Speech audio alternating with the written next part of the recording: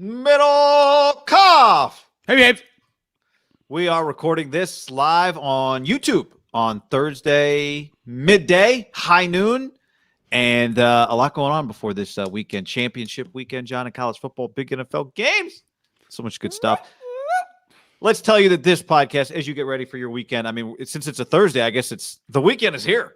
I mean, especially in December where you got just coming off Thanksgiving, the Christmas week is coming. It's like December might as well be 3-day weeks, Monday, Tuesday, Wednesday. I went outside this morning to throw away some trash at like 6:45. It was 10 degrees. I mean, if you just said it's 10 degrees outside, I mean, it really was probably 48. It was so cold. I'm like, this is football weather. And then I'm like, I don't like that. I'm like Jared Goff. I like playing in the sun, But a true weather's California quarterback. This time of year is great for just huddling inside, or maybe headed out to a bar that has some space heaters, grabbing yourself a Tito's. We are sponsored by Tito's Handmade Vodka, the finest vodka around. Yes, it is. Number one vodka in America. If you're out and about this weekend, taking your lovely lady on a date, maybe a little date night, Friday, Saturday night. Saturday night, sushi night for me. Saturday I hate sushi, but I'm going. See? I'll need the Tito's. You got to do what you got to do. Have yourself a cocktail. Tito's soda, number one cocktail in America. You can't tell me otherwise. It's definitely the number one vodka in America. I mean, it keeps winning double golds, John. I don't know. Yeah. So just go get yourself a bottle of Tito's, a handle of Tito's. Go get yourself some Tito's. Have you seen the I think I sent it to you. There's a TikTok going around that I saw. Somebody sent it to me. One of our listeners sent it to me of like this girl, college age. Hilarious. And she's like, have you saw it? And she's like, she lights up and it's a bottle of Tito's. That was funny. That was very good. So Tito's is the way to go. We are always partial to a John Daly. It's got a little sweet. I love lemonade, a little iced tea, and some Tito's. And what better thing to say at a bar than Tito's or with Tito's? I mean, I've had a couple ladies reach out. I've never had this, but the espresso martini with Tito's, I've heard is to die for. I'm not a martini guy because I don't like the olives in the dough, but there's no olives obviously in the espresso martini. But I guess the espresso martini guy is the people like it out there, especially the ladies. That's is that a warm drink or a cold drink? Is that good for? It's a great question. This time of year? I've never had it, but I'll try it. Yeah, cold maybe. I'm just saying, cold outside. Hot. Can you do it with hot espresso? Would be my question. Yeah. Like you do. What's the drink that's very popular? Bailey's and coffee. Yeah. Whiskey. Yeah. So Tito's, baby. Tito's. We appreciate their support. I still get people that say to me, "Holy shit, Tito's is on the pod." You damn right. Tito's Handmade Vodka, 6 times distilled in copper pots, not columns. It is the best there is. Distilled and bottled in Austin, Texas. 40% alcohol by volume, namely 80 proof, crafted to be savored responsibly. We're also brought to you by, CT Niner says Tito's with Welch's grapefruit juice. I haven't had Welch's in a long time. Grapefruit juice, though. I'm always associate Welch's with grape. Yeah. Podcast also brought to you by MyBookie.ag, promo code HAM and the number 1, MyBookie.ag HAM1. Well, they'll match your deposit dollar for dollar up to $1,000 when you use the code HAM1. If you accept the bonus, remember you have to bet the full amount before you can withdraw funds. You can also decline the bonus, but either way, HAM1 lets you know that we sent you. We've already made our lock of the week. We did. And then we started feeling less locky about it, so we've made another bet. Yeah, so we went USC money line plus 155. We put 500 to pay 750. Then yesterday I saw that the Trojans were late for practice, 45 minutes late. And then they practiced, and then their head coach and some of their players talked, and he just wanted to make sure that everyone was on the same page about playing this game. Which one of their head coaches? Not Lincoln Riley. Is it Dante Williams? Is that the guy's name? Yeah. And they have some injuries, and it concerned me a little. It concerned me. I saw a picture of Jackson Dart. He has a huge knee brace on. Is that like he hurt his knee? Yeah, he hurt his knee several weeks. He hurt his knee, I think, in the Washington State game several weeks ago. Had a few weeks off, came back, but he's back. Yeah, He's been back. I'm not feeling as great, even though I love the logic. It's just I love the +4 and the money line plus 155. There's a lot going on with that program. Yeah. It's a high risk, high reward pick, and so we've decided college kids. Let's dive back in on them. And the Mountain West Championship game, John. That's where we've turned our attention now. Yep, the Mountain West Championship game on Big Boy Fox. For you Comcast users, 7:02. San Diego State, we're taking a -6 against Utah State. Brady Hoke, that team's good. I watched the Boise game. I guess it would have been last Saturday. I watched the last Friday. Yeah, last Friday, excuse me. I'll give them a little bit of a pass. 9 a.m. kickoff in Los Angeles. They flipped the switch after halftime, beat the shit out of them. So, obviously, I was rooting for Boise because if Boise had won, Fresno would have got into this game. But think about the domino butterfly effect there. Probably good for DeBoer and Jake Haner that they didn't. So, but they did get into the game, yeah. The USC game is at 8 p.m. 2 4-7 teams playing in the cold at 8 p.m. at Cal. Not sure what that crowd's going to be like, John. After everybody else has played their championship game. This is quite a test of human focus, this game. Sneaky doesn't get as cold there, though, because the fog. Yeah, I mean, it's chilly, but it doesn't. If it's 40 degrees, it's just the fog doesn't overhang. I mean, yeah, you're right. I mean, it's not going to be – I'm not saying it's going to be 80 degrees. You're right. I mean, but Jared Goff, I mean, it's California. It's not good for anybody. I'm not saying it's good for anybody. I like an underdog in circumstances when, it's not – the losing team's going to be 4-8.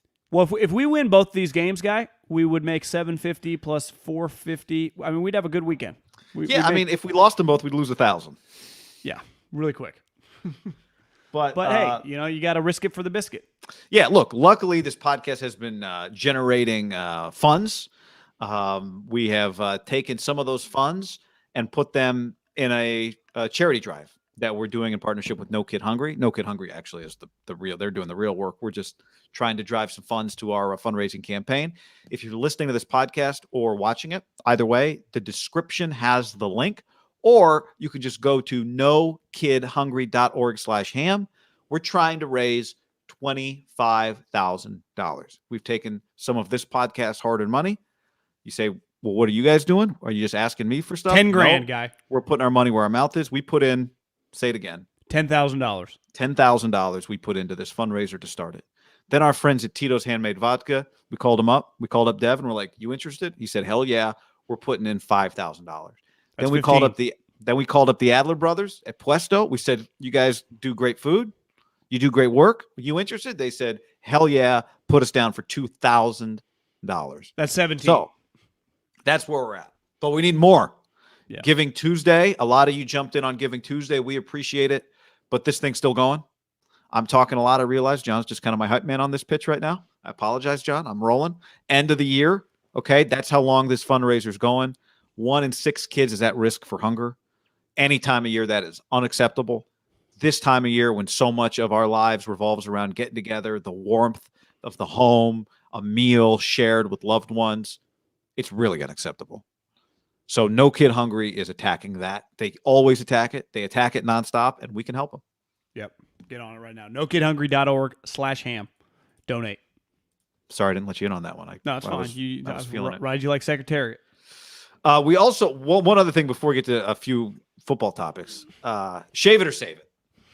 We've had a lot of submissions. We've done 4 of them, and we need more submissions. And I just want to say this. If anyone's a little self-conscious because you realize when we do a shave it or save it, we make a video, we put it out, and that person's just on a pedestal, we will blur your – if you want us to blur your face, you can ask us to do that. No one's asked for that. Everyone, our 4 submissions so far, they've handled it like champs. We appreciate them putting themselves out there in the interest of content. But I'm just throwing it out there, John. I don't even know if anybody wants that. I'm just thinking out loud. Yeah. If you want to get your face anybody from I don't know. You raised a good point. I don't think that's out of the realm of possibility. It is just getting blasted all over social media and on YouTube. So, and we're respectful, but we're also having fun. Yeah, I mean, we got 50,000+ followers on multiple channels, and then YouTube. I mean, it is just going out to a lot for some of these people that aren't necessarily. I guess I think me and you sometimes probably just get numb to social media. A lot of people, if you don't use it for your daily life. And I go back and forth too sometimes, like, this is kind of shameless, but when you do what we do, you don't even think about it after a while. It's like, you and I aren't the biggest, like, pump your chest out pound, but it's just part of the deal. There is just an insecurity about like I don't want fucking my face out, even though I want you guys to answer the question. So I do understand. And I wouldn't even know where to start how to blur a face out. But if you have the capabilities, I'm sure it's not. We could black it out. So we can blur your face out. So yeah. We could put somebody else's face on your face. Yeah, we put mine or yours. I don't care. So anyway, shave it or save it. I have gotten a few questions, so I'm hoping we get some more submissions from people saying, how do we submit? You can just DM us. Both our emails are in our bios there. Yep, there's John's exposing his face. And that's I haven't shaved in a couple days. See that cul-de-sac? See that? Oh man. God. You should put up a sign at the front of your head that says drive like your kids play here. I know. I could have like 7 homes around the cul-de-sac. See? I had a buddy of mine who thinks he's balding call me yesterday. He's like, every time I do my hair, I'll leave his name out of it. I get hair on my hands. And I don't think you and John understand what I'm going through. So what are you talking about? We're experts. He said, what makes you an expert? So I don't know. We're experts. I've had hair in my hand back in the day. When I had hair. I get that sometimes. It doesn't necessarily mean you're losing your hair. You're just more like a lab, right? They shed nonstop, but they never run out of hair. That's you. Yeah, that's a Labrador. Yes, a Labrador. Yeah, because I was at my mom's house for Thanksgiving, hair everywhere. But I look at Callie and Bailey; they have an unlimited amount of hair. It's not like they look like they're losing hair, right? But there's hair everywhere. Yeah, that's right. I'm going to change my name to Callie. Yeah. Are you a golden retriever? No, but I shed everywhere. Exactly. I would have one of those. I just always have a lint brush on me. Do you? No. I mean, I have a lint brush, but no. Yeah. All right. Time to dive in, John. Let's start with a few things. You and I were talking before the podcast started about the Niners-Seahawks game and how Deebo Samuel's out. And Deebo says he's going to be back by the Bengal game, which, as we discussed on the last podcast, is pretty important. They're going to need him. So the question is, what does Kyle Shanahan do? Does Kyle Shanahan say to himself, well, I guess the fun I was having with Deebo, done with that. Back to some normal play calls. Or does Kyle Shanahan find another way? And this week happens to be a week in which Kyle said something the other day that got our attention. We did a whole segment about it on the podcast. Kyle said he's learned the hard lesson about how hard it is to work Trey Lance into the offense. And basically said to the world, I'm putting him on ice, without saying those words. Or did he just want the Seahawks to believe that's what he's doing? Yeah, they're in a little bit of a desperate situation, just given that this injury is an enormous part of the offense. It's not just losing; it's losing their running back / receiver. I mean, this guy has had 14 carries the last 2 games for 165 yards and multiple touchdowns on the ground. And obviously, I don't think you would put Trey Lance at running back. Right. But I do think you could immediately put him in some of those situations and short yardage situations with him and Elijah Mitchell, or even Fred Wilson, to just give some different looks, right? Because I was driving around thinking, do you think you'd mess around and put Ayuk in the backfield? And you're like, that's a lot going on. Like, Deebo clearly is very comfortable. You mentioned, you were talking to a coach that was with him at South Carolina and said that the Raven scout had said, like, yeah, we just don't draft running backs that high. It's not. And you and I remember the first OTAs we went to were definitely training camp, and we saw Deebo for the first time. His body type does not look like Keenan Allen, right, or Devontae. He is built very uniquely. When we just talk about the top receivers, he doesn't look anything like them body-wise. Where really you stand next to Ayuk, he looks like a wide receiver. So I do wonder if Kyle pulls it out kind of a little bit of a curveball, just given that they haven't been using him. Now, on the flip side, you see Seattle just signed Adrian Peterson. Like, they are in shambles right now. So it's weird because if Seattle was your typical 3-8 Houston Texans, I don't think we'd be talking about that we're the appropriate fear. Right. But I think you and I and most Niner fans talk about them more. Yeah, they're 3-8, but I view them like they're 6-5, right? Like, they're having a down year, but they're still good. Like, in my head, I view them like, yeah, they could win this game by 10, right? And specifically, so their quarterback is like 15-4 against you, right? Russell Wilson, whatever that. I think it's 15-4 is his career record, something like that. And think about, and guy, the 49ers won the Super Bowl 2 years ago with, just a fantastic team, right? Start to finish was the best team in the league right there with the Chiefs. And they were by far the best 2 teams in the league. the Niners lost in overtime to Seattle that year, and Seattle was a flawed team that year, lost in overtime.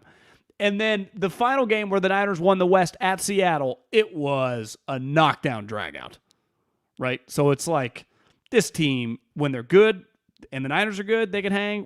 You just can never, ever discount this matchup. So wouldn't shock me if Trey has some reps, but I also could you do some really weird stuff and put him and Jimmy in the game at the same time? Can you risk Trey getting hurt, and then if Jimmy got hurt, who the fuck would play quarterback? Well, I mean, you're trying to win all these games, right? We've talked about that part of what Kyle is doing is just focused on winning this game and then win the next game, and I'm just focused on the right now. So anybody going on the field is at risk of being hurt. I mean, Deebo Samuel's at risk of being hurt every time he takes a handoff and runs through 7 people, although often doesn't get touched, so maybe he's at not that much of risk. I feel like the holes are really big too when he plays. Huge. This is the guy, Kyle Shanahan, who was willing to run a play with Jeff Wilson Jr. at tight end and got him wide open in the Jags game, remember, to end that first drive, and just missed him. That was the formation. Jeff Wilson Jr. was lined up at tight end. George Kittle was in the backfield. It was bizarre. When George Kittle was at fullback, Juszczyk was at running back. Yes. And Jeff Wilson Jr. was attached on the left of the line just off of Trent Williams. Wasn't Ayuk also at tight end or something? Maybe Ayuk. Yeah. Was Ayuk in the backfield on that play? I just remember someone tweeted the picture and listed the 7 positions. Tight end at fullback at running back, wide receiver at tight end at tackle. No, maybe Ayuk was a tackle or something. It was weird. That's right. I think it was that.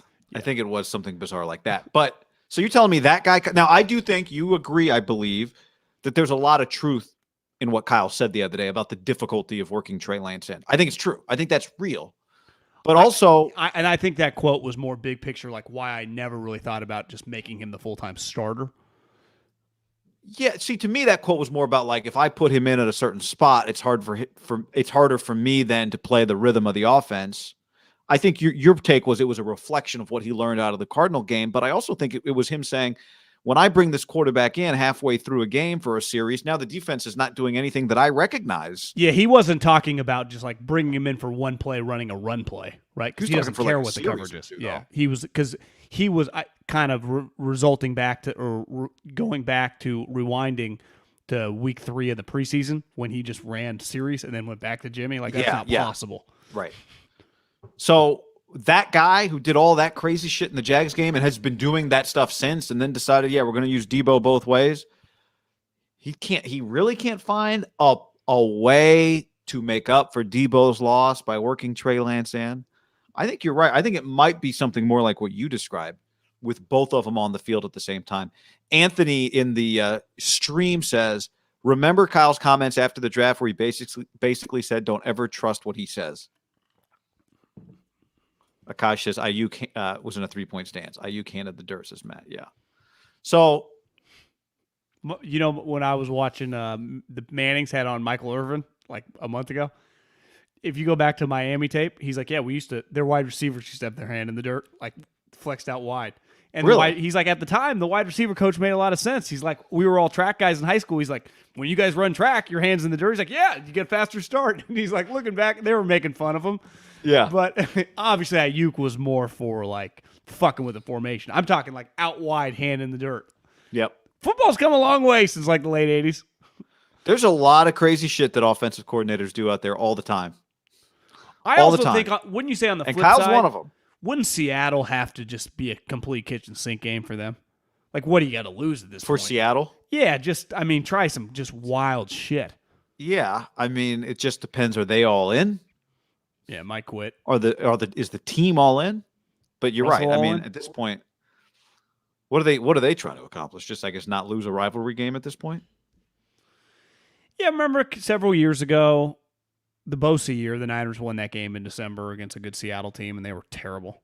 Yeah. It's just, I think you see it all these divisional games as the season goes on, the Vikings played Detroit. What the hell is Detroit playing for? Well, would it shock you if it's a tight game in the third quarter? These teams just play hard if they have any sort of...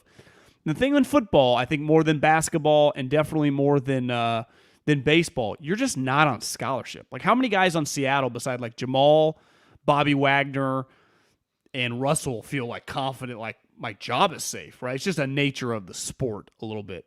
You're saying how that player should feel or how we view that player? No, Like, I'm saying you like think DK feels like he's at risk? I'd throw him in that mix with those guys too. I'm just saying most guys, like your right guard, your linebacker, your random corner, like you just play. It's you don't really half-ass it in football like you do in basketball. Now, week 17, you really might mail it in. I do think for the most part, like guys truly try hard week in, week out, all over the league. Same with college football. Sometimes you just get beat, right?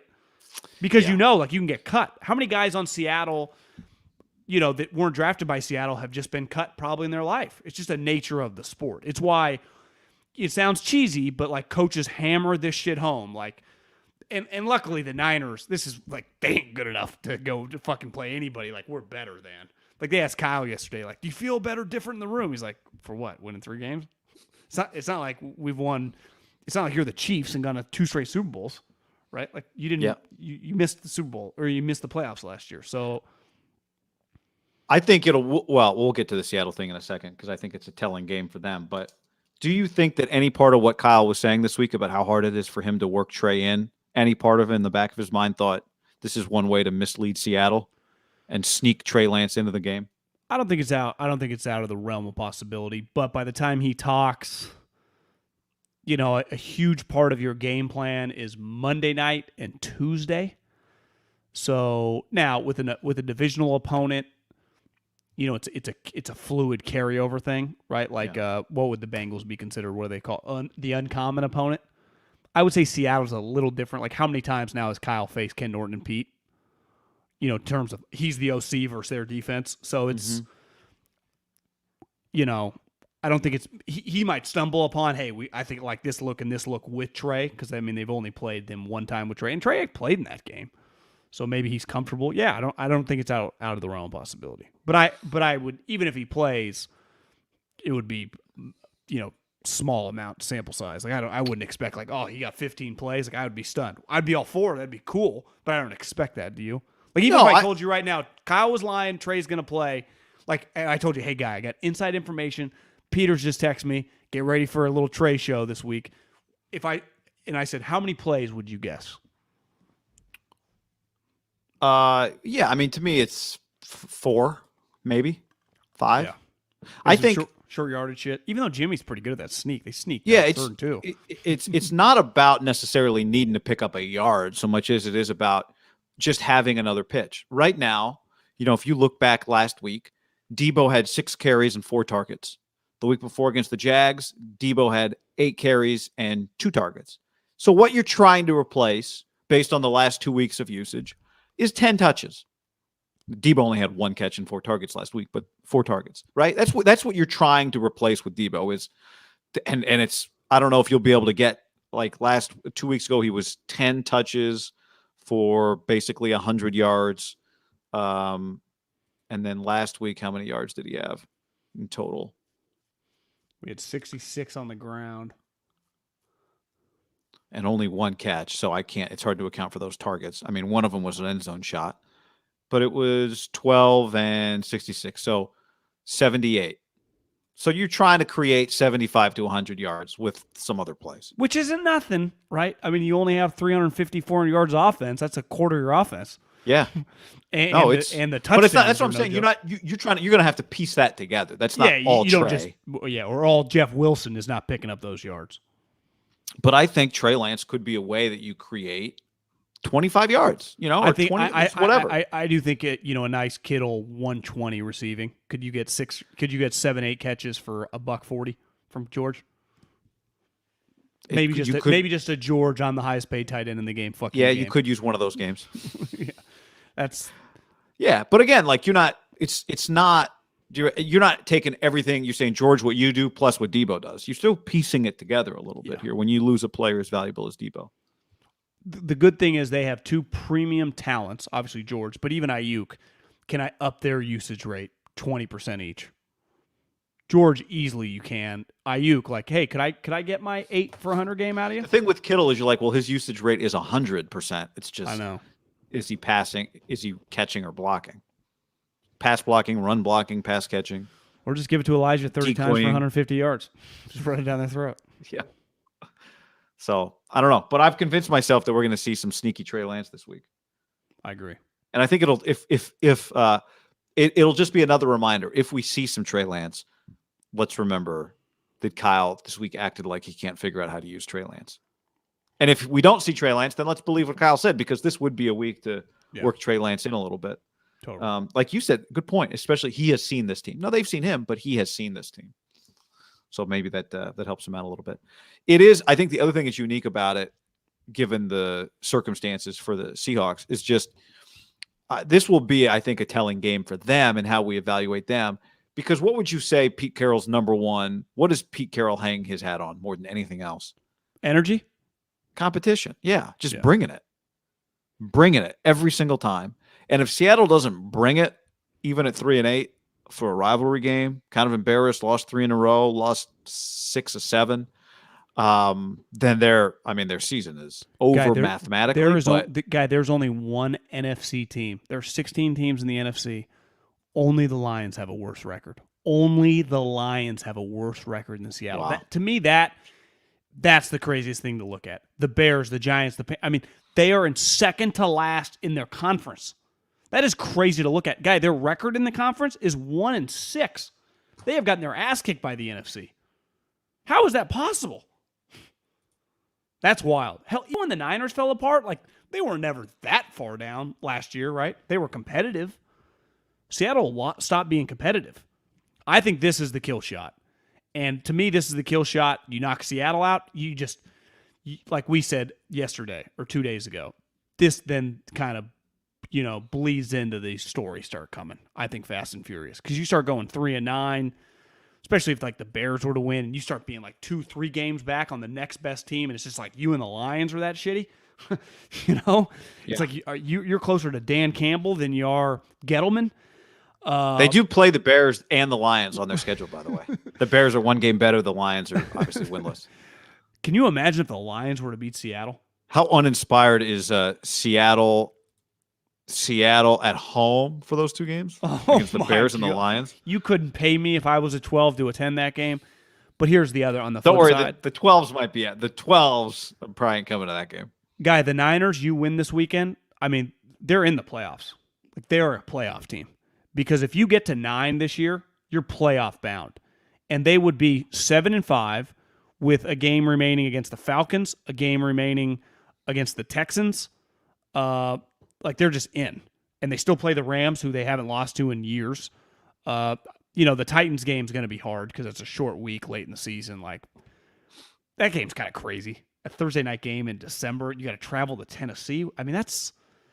What the fuck is that? I'm not trying to be some Niner homer here, but I've always believed that Thursday night games, I would even say mid-October, but if you wanted to go Halloween, it should stay in the same time zone. It's very... I even thought that with the Cowboys and Raiders. That's a hard ask. Short week, November 25th to go multiple time zones? God damn. Honestly, should it just be a divisional game? And I get it's, Goodell's got the guy in the room with all the schedules. It's not easy, but play the Titans, 12-23? 12-23 Thursday night game to the Titans? Can we just give them a loss there? I could understand not wanting it to be a divisional game because it's almost too valuable to give somebody the home field for a Thursday night. But I'm with you. But it's still, at least it's not even a conference game. But I'm with you. It's still a wild game. But I also think, to your original point, if you beat Seattle, now you've beaten the Vikings and the Seahawks back-to-back. I think that no one the Niners could play on their schedule beside the divisional opponents wouldn't feel like that. Because the Lions, the Eagles, the Bengals, the Jags, all their games, or the Bears, are all pretty far. You're right. I'd say you're better off playing a divisional game that way. But, again, they're just really valuable games, those divisional games. So I would understand... We could have a debate about which one is more of a disadvantage for a team. But keep in mind, Atlanta, the other thing is you want to stay ahead of these teams. You play Atlanta in a few weeks. Now, Atlanta's not a playoff team. But if you were to lose a couple of games and they were to beat you, and the next thing you know, you have the same record and you're both the 8s, you're battling for the 7 spot. So you just got to stay ahead of that. I think what beating Seattle would do, mathematically, it makes you comfortable because just being a couple games over 500, you'd be 7-5. The Rams play Jacksonville this week, so they should be 8-4. But it does keep you within striking distance of them too, which would be kind of crazy. right? Crazy. Because you still It's play fuck- them it's and you've already wild, beaten guy. them. They were like 7-1, and now they're leaking oil, guy. Big time. I mean, look at the Rams' schedule. So we'll give them a win against the Jacksonville Jags, but I still think they play the Cards again. So they go the Jags at Arizona, Seattle, which is easy, at Minnesota. I mean, Minnesota this week gets the Lions. They're still going to be fighting for the 7th seed. They're alive and well. That Minnesota's going to try to win that game at the Ravens, and then the Niners. At the Ravens, week 17. What's the temperature going to be in January 2nd in Baltimore? When's the last time Stafford played a really important game January against an opponent like the Ravens? Good luck there, buddy. And I like Matt. I feel like I am pro Matt Stafford. I know. But there are questions, legitimate questions. That he's not really answering as the season's going on. So do you agree? Is 9-8 to you in the playoffs? Because when you look at the breakdown of everything, I think it's in. I think 9-8 in the NFC is in the playoffs, yes. And the good news is, if you're the Niners, we're recording this before Thursday Night Football. Do you want the Saints to win or the Cowboys to win? Saints are 5-6. Kill shot to them if they lose. To me, you want all those teams. Carolina, the Eagles. Just you want let Dallas win. Yeah. And then you've already beaten Minnesota, so you have the head-to-head. Philly's not a playoff team. Carolina's not a playoff team. Atlanta should not be a playoff team. You play them so you control that. To me, if you're the Niners, you root for Minnesota just to end up at the 7th, and you don't even care about them. But you just want everyone to keep losing. You get the 6 and keep the 5 alive. Because here's the thing, guy. You know what the 5 alive means? How about you get the NFC East winner? Dallas. What if the football team comes storming back? I'll take my chances with McCarthy and Dallas all game long. I don't want any part of Arizona. Clearly, it'd be a very hard matchup. There should be a lot of Niner fans if they played Dallas at Dallas. Tampa, very tough. And obviously, the Green Bay, you don't want to fuck with Lambeau division. But Dallas, game 1, Niners, Cowboys. Where do you think they put that bad boy? Al Michaels, Chris, Sunday night? Yeah. No, you're right. There's a big difference between playing the South winner, Tampa, the North winner, Green Bay, or the East winner, Dallas, at this point. I think you feel pretty good about all 3 of those teams winning those divisions. I think Dallas is pretty flawed. Yeah. And has the worst quarterback. Well, I like Dak. I've said it on record more than Kyler. But I disagree. I've said it on record as well. But I've seen the matchup, and I know the Arizona's no joke. And I know that little guy. Now, granted, he's not. He scares you more than Dak, doesn't he? Well, you see, he's not even a lock to play this week. Look at the little guy. He gets injured. It takes a little while. I know. But they've won so many games that they don't have to rush. Do you feel as good about him, though, if I tell you, he never gets back to 100%? No, I don't. He's got to be full. If he 100% Kyler, agree, terrifying little matchup. Give me 80% Kyler, not. I think I'd flip on you. Then I'll take Cliff and 80% Kyler than over Dak, fully healthy Dak. You would take 80% Kyler over Dak? No, I'm saying if I'm the Niners and if I could pick a playoff opponent, I would rather have Cliff and a hobbled Kyler than the Cowboys. If all their guys come back, CD and Amari and Micah Parsons and all those guys, I'd just like, okay, I'll take Arizona. Because the one thing Kyle is comfortable seeing them, right? Yeah.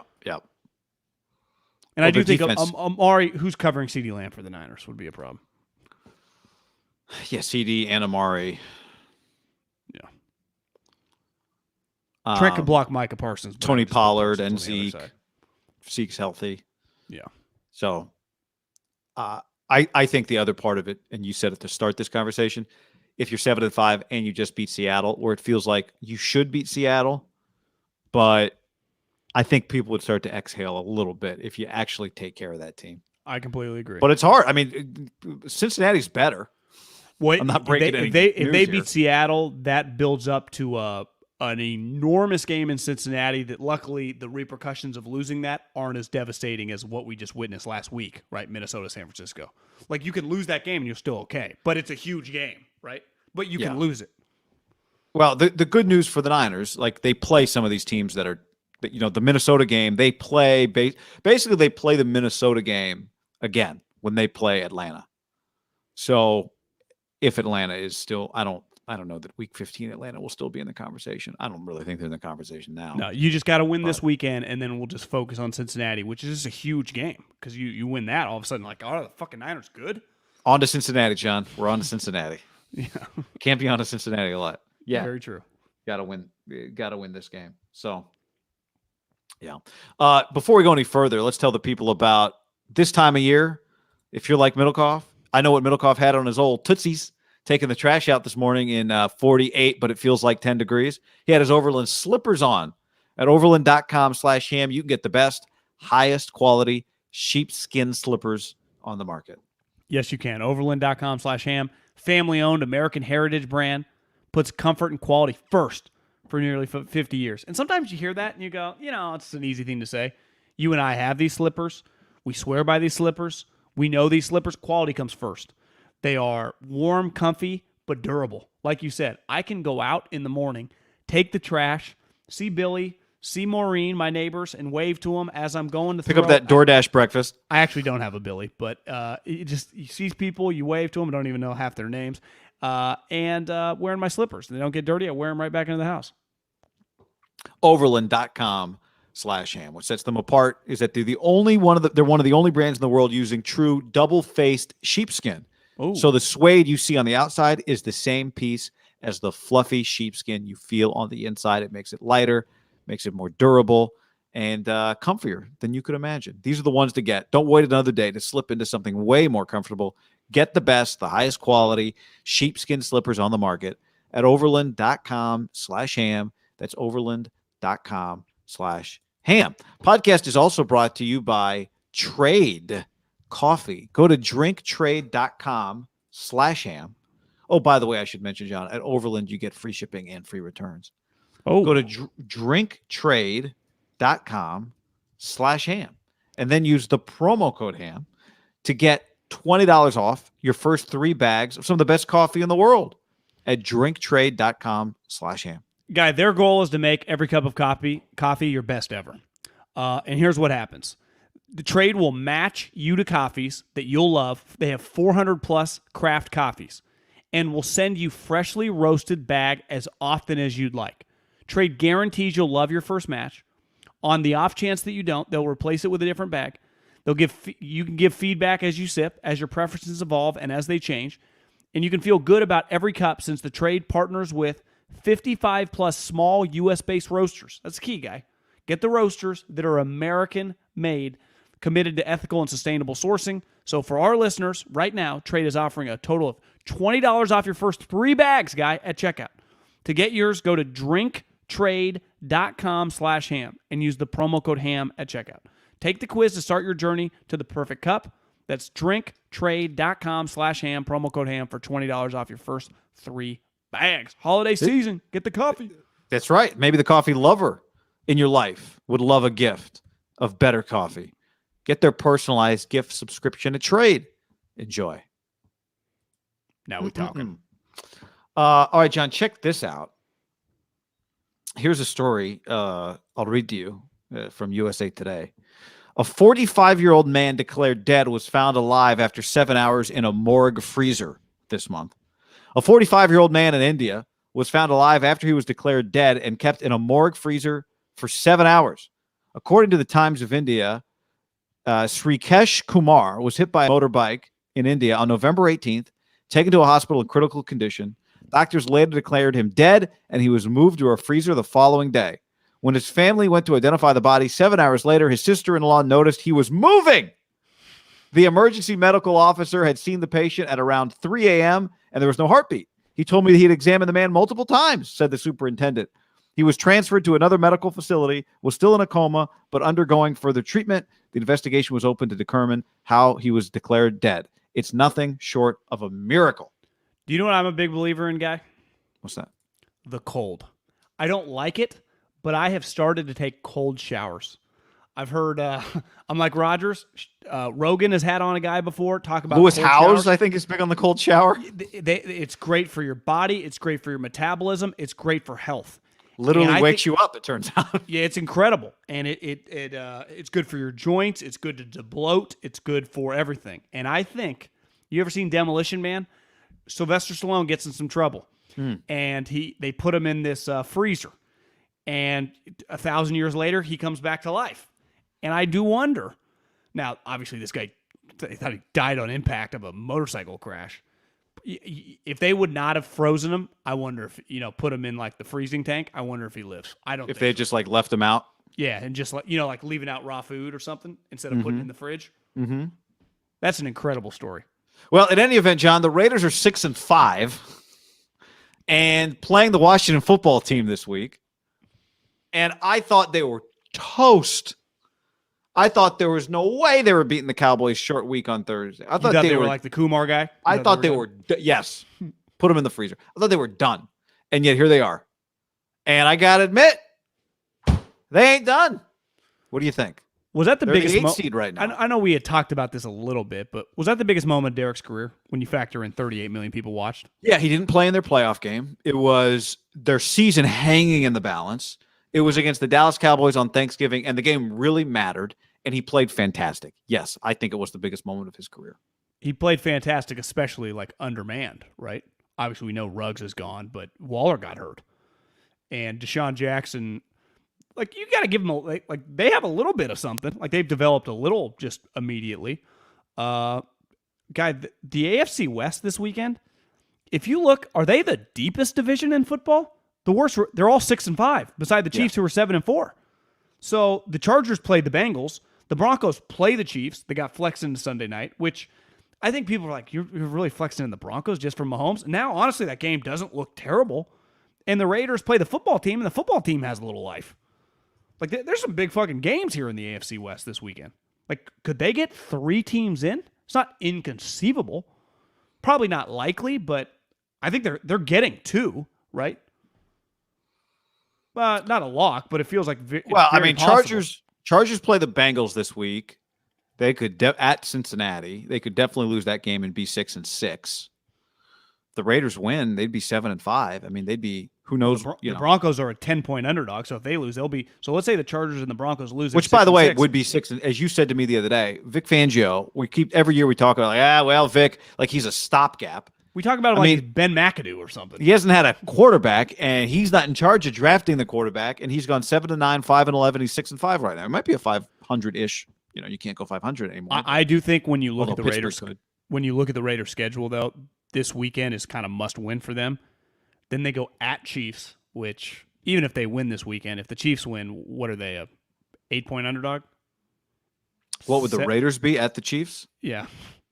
6, 7 plus. No. Broncos are 10, so maybe they'd be 7. I think they'd be like 6.5. Okay, so they're a big underdog. Then they play the Browns, who are in shambles, but like Myles Garrett has like 75 sacks. And then they just have a tough, this is just going to be a tough 3-game stretch for them to end the season. Versus the Broncos in Vegas, and they got their ass kicked by them early, right? Denver got their ass kicked, so I would imagine they'll try. And you watch Denver, they're not bad. At Colts, that game's going to be hard because the Colts are going to be playing for a wild card spot and then finish with the Chargers, who already beat them. That's just, I think the Bronco, Colts, Chargers, Chiefs, those 4 games, if the Raiders can just go 2-2 in those games and beat Washington, I mean, you're looking at a 9-8 team with a very good chance to get in the playoffs. Because the way you look at the AFC, a little bit like the NFC, 9-8 might get you in. It might not be the 6th seed like the NFC, but it might be the 7th.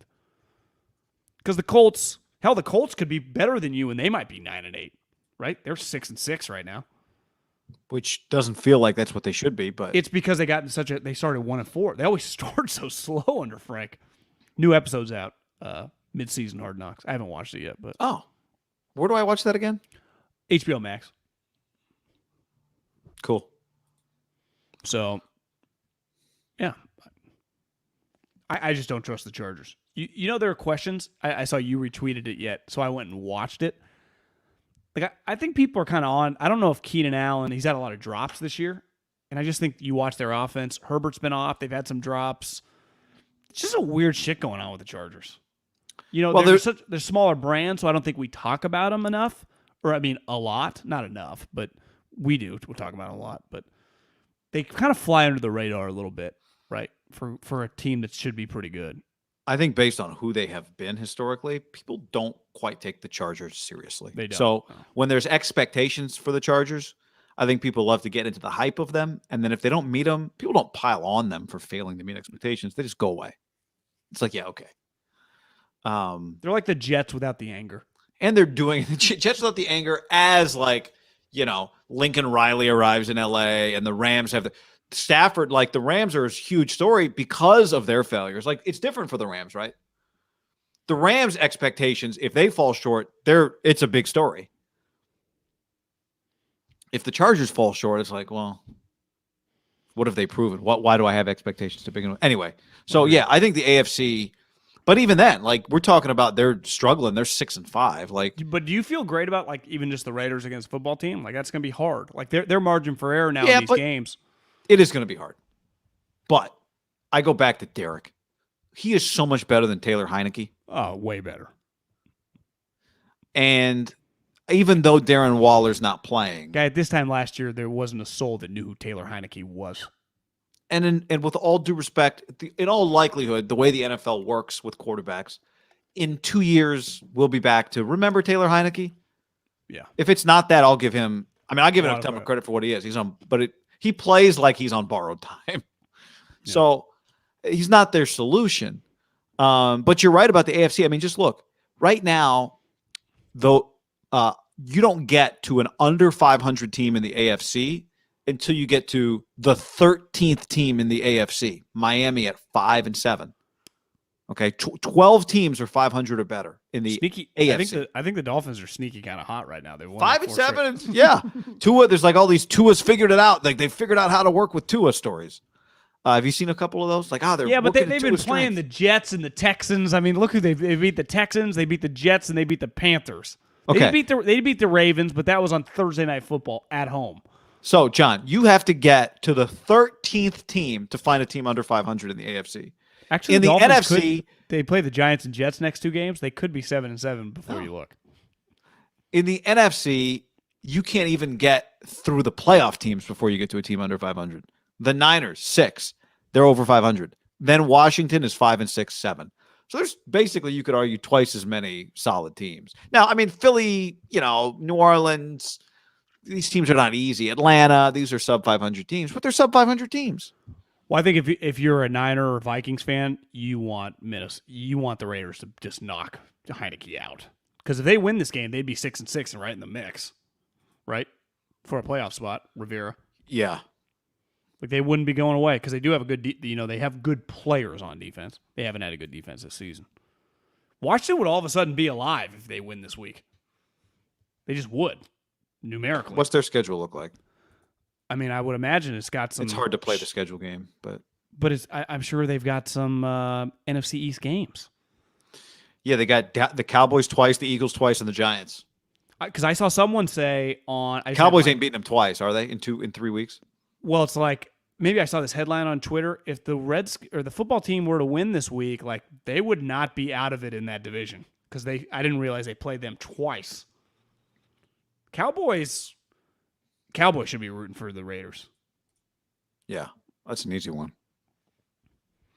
Football teams won 3 straight games, guy. Beat the Bucks, Panthers, and Seattle. Beat the Raiders. Then they got the Cowboys and Eagles to end the season. That's it. Read the comment on the screen.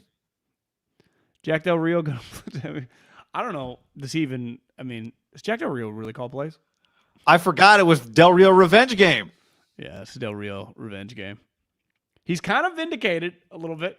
Is he going to walk in and kind of swinging it? Hell yeah! Did you see the shots of him on the sideline the other day, feeling himself? Fired up, yeah. Him and Ron were fired up. They like fun. Throw like a nut at something. It's kind of weird. In like a celebration. Yeah, I don't quite know what's going on. Well, did you see? I watched the Brian Kelly introductory press conference I mentioned to you, and I was laughing to myself. The reason I watched it was I wanted to see if Brian Kelly would say the same shit that every other coach says, because Brian Kelly has a lot of cachet. Like would he say the I can't wait to learn all your traditions.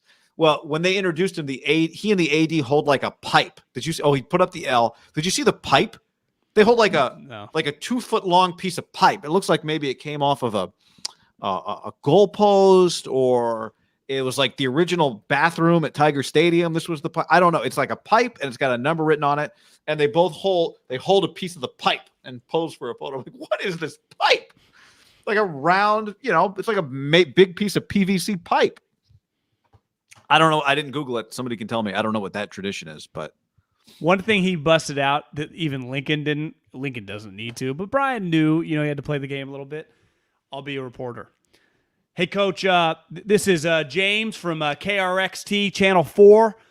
Just want to say congratulations. I need to ask the questions, and then Brian would answer. Well, hey, James, nice to meet you. Hey, James, good to see you. We'll be seeing a lot of you. He would answer every reporter. It's like, okay, Brian gets it a little bit because Brian ain't doing that shit at Notre Dame 12 years in, right? He's not. No, I also think he probably feels like the heat right now. He's got to get a few people. He wants some allies. Yeah, and it's an easy one. And the easiest part for Brian Look forward to working with you.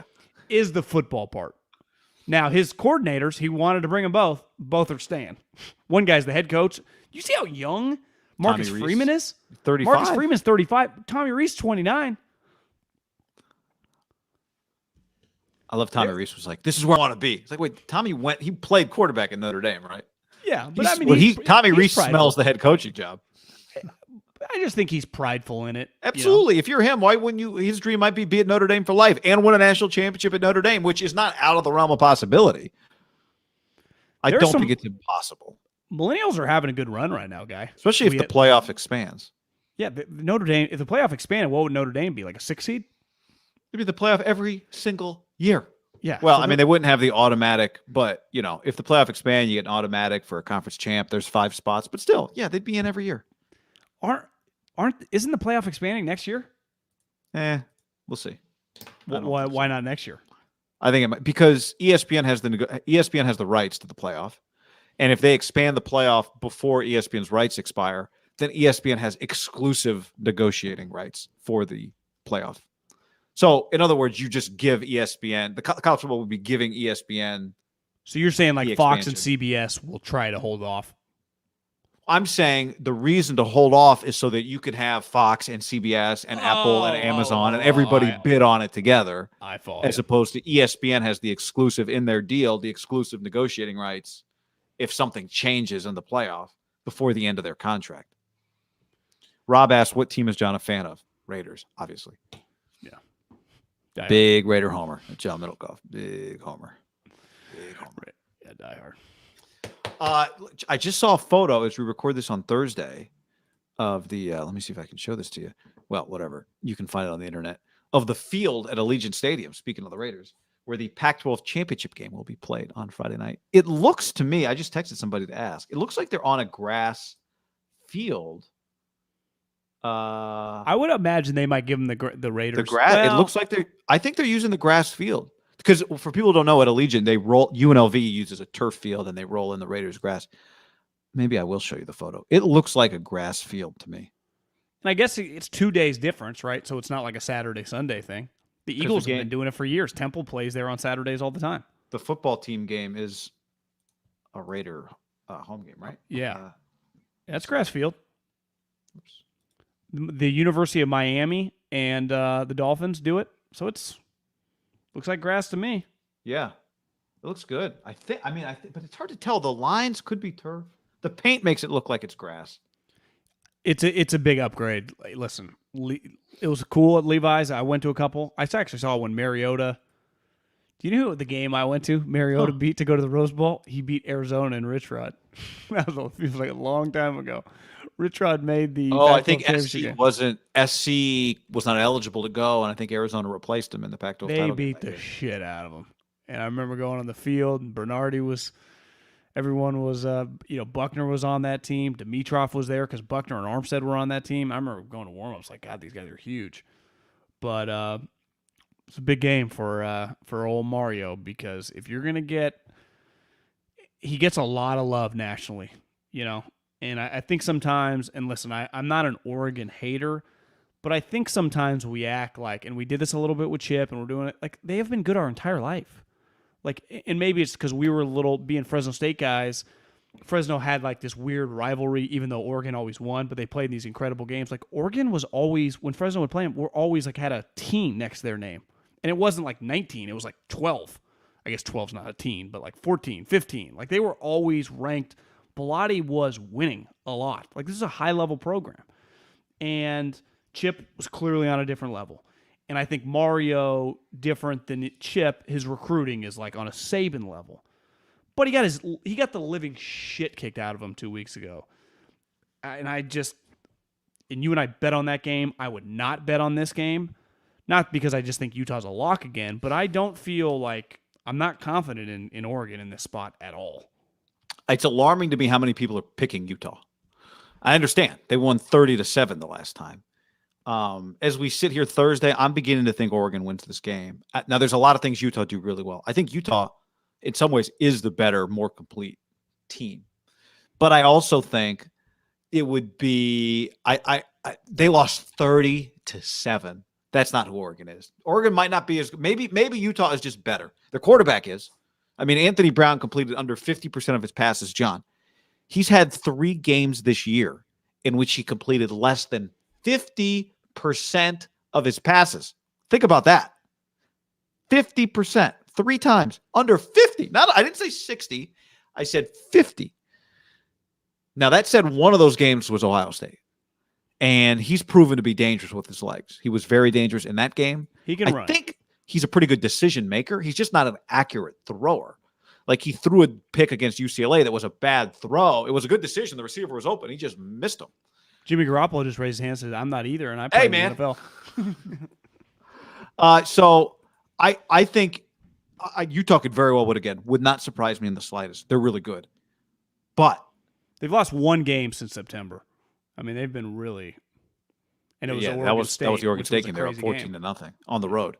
But this game is not a home game. I think the fact that was Rice Eccles at home is very different than neutral site. Now, there's going to be a lot of Utah fans here at Allegiant. There's going to be a lot of Oregon fans. But playing at Rice Eccles at night is one of the most underrated home field advantages in all of college football. I think people don't realize that place is fucking awesome. Having been there many times, it's awesome. Throw up the U. It's the U versus the O. So I love this game. I said on the last podcast, I'm fired up for this game. And I think what you said is the biggest reason I'm fired up for this game. Oregon has a lot to lose in this game. Now, Utah has a lot to gain. They win Pac-12 champs, Whittingham flex. Who knows? Maybe it wouldn't shock me if you retired. Go to the Rose Bowl for the first time ever. Go to the Rose Bowl ever. Win the Pac-12 for the first time ever. You think he'd retire? I've heard from Sean O'Connell over the years that he's not a guy that's going to stay too long. That he loves hanging out with his family and riding his motorcycle, and that he wouldn't stay too long. So what a way. I mean, this year's been a taxing year. They've had 2 players die.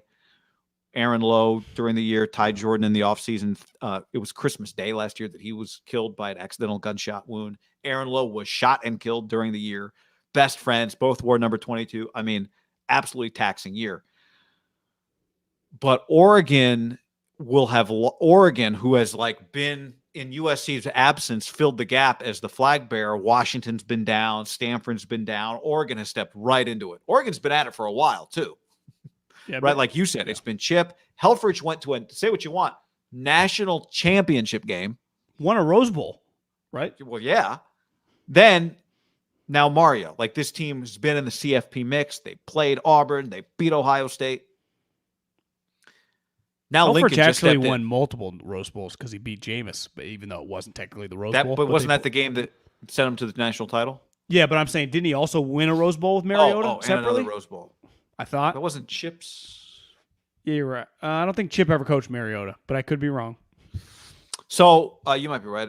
You might be right about that. But as Lincoln Riley is now building his empire in LA, John, getting fucking 5 stars by the second, it's important for Oregon to reestablish not only its position in the league, but I think, to your point, they would be losing twice to Utah, John. I was wrong. Not in the same year, Chip, Coach Mariota.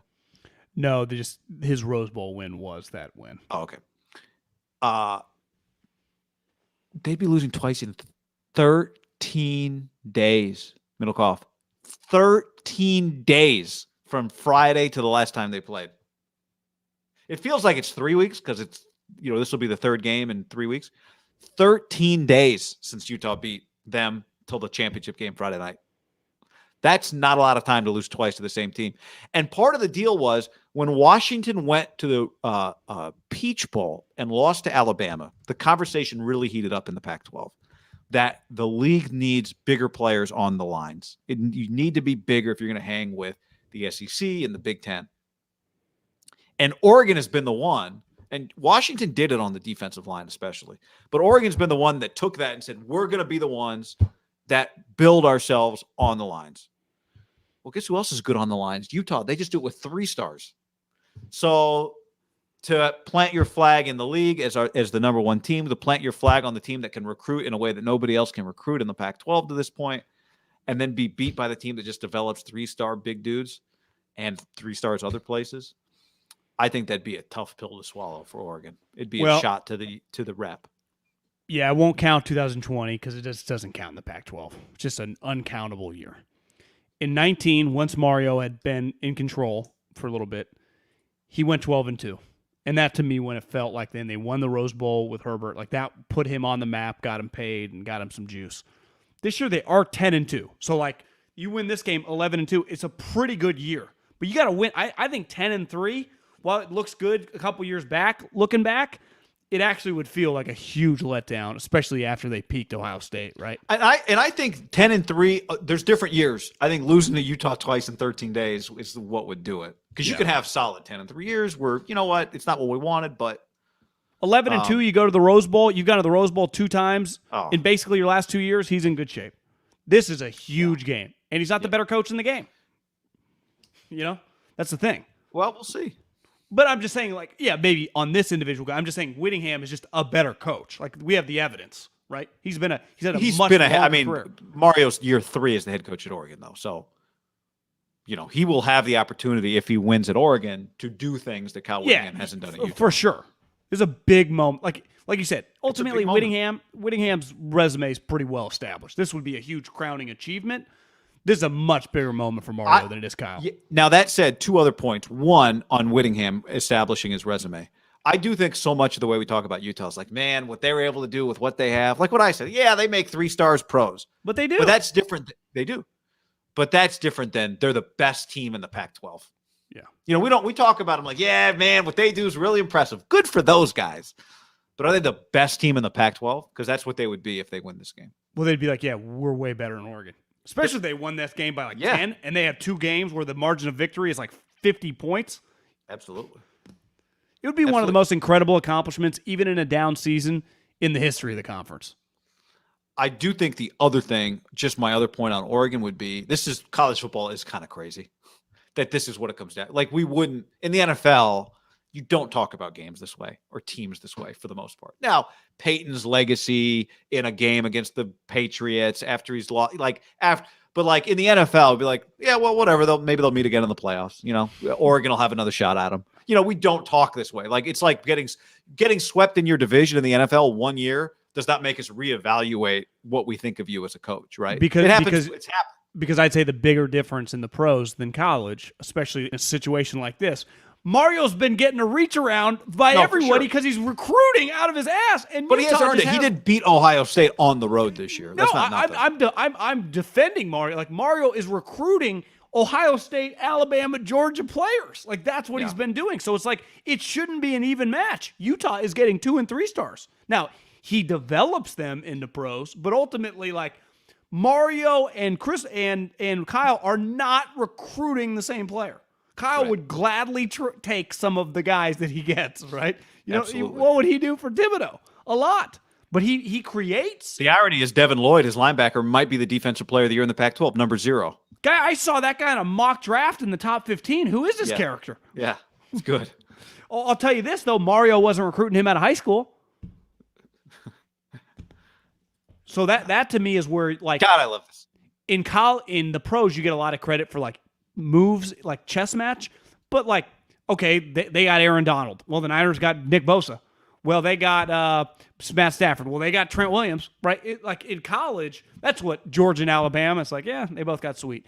Every once in a while, you get something like this, which I would even say Utah. They're just so much different than if it had been like, you know, USC. Right? Or even Arizona State, like Herm's going after the big guys. Like Utah just has a formula. It's a pretty cool story that's just not happening in these other conferences. Partly because Utah just entered it within the last decade and what they've become. They were truly a little engine that could.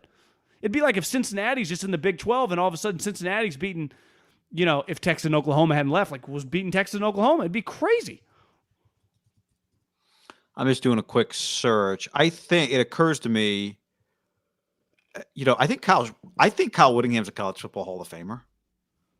And I think maybe that conversation would start if he were to. Maybe people have talked about it before. I've never really thought about it until I just thought, like, what would we think of Kyle Whittingham if he wins this game? Now, I think he How might old be is he?